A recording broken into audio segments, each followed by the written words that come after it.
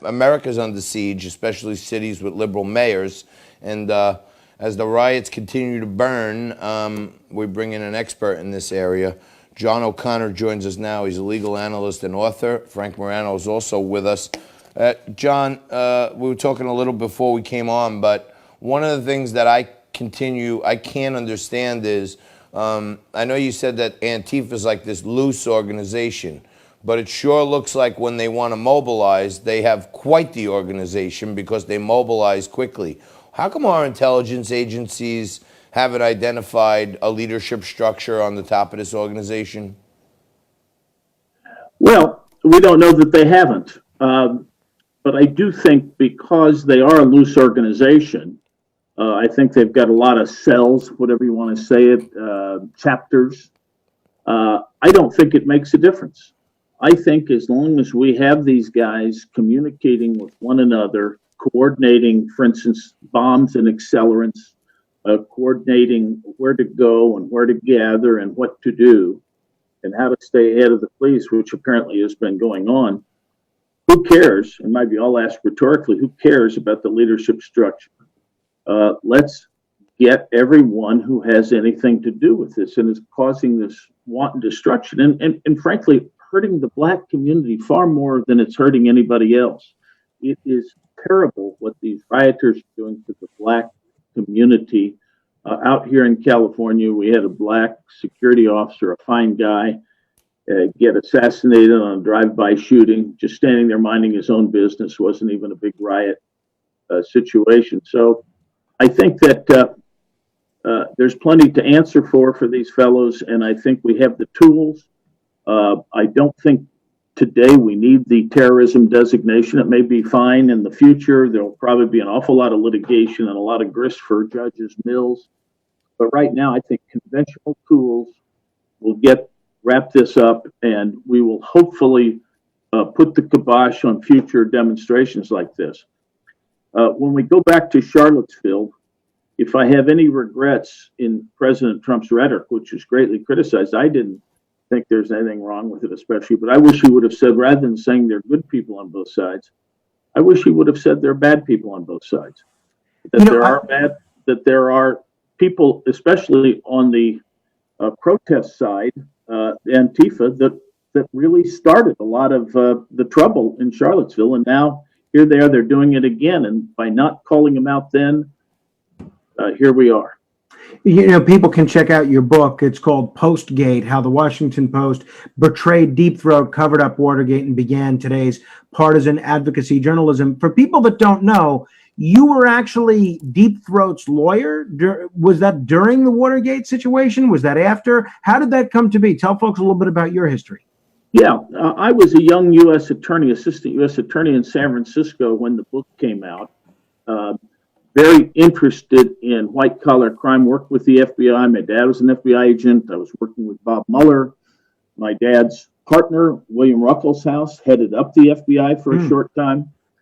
And I was fascinated by who this fellow Deep Throat was, because I thought if he was, as I suspected in the Justice Department, it showed that our system is self-curative. Figured out who it was. It was very clear from Woodward's book who it was, but I put that aside. I figured it was Mark Felt in 1976, put it aside for 25 years, raised a family, practiced law. Then I was sitting across the table from a young man who said that his grandfather was Mark Felt. After picking myself up off the floor, I told him that his grandfather was Deep Throat, and did he know that? Of course he didn't.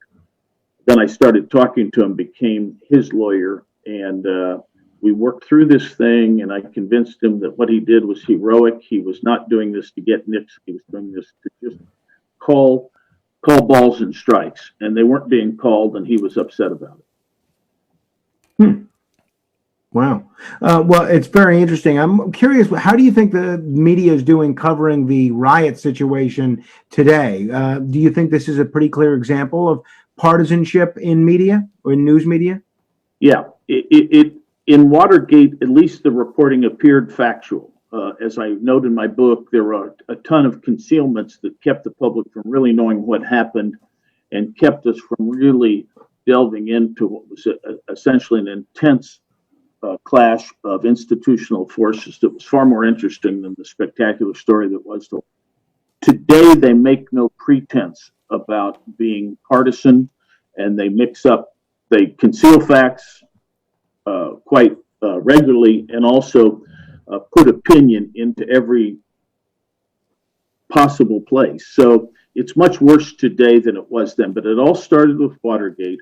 Up to that point, the mainstream media was very, very judicious, and anybody who did the scandal stuff was considered sort of to be looked down upon, and maybe we'll accept what they say, maybe we won't. National Enquirer stuff. Yeah. But today, the mainstream media can say anything they want, and nobody criticizes. As a matter of fact, No doubt about they it. pat each other on the back. The more they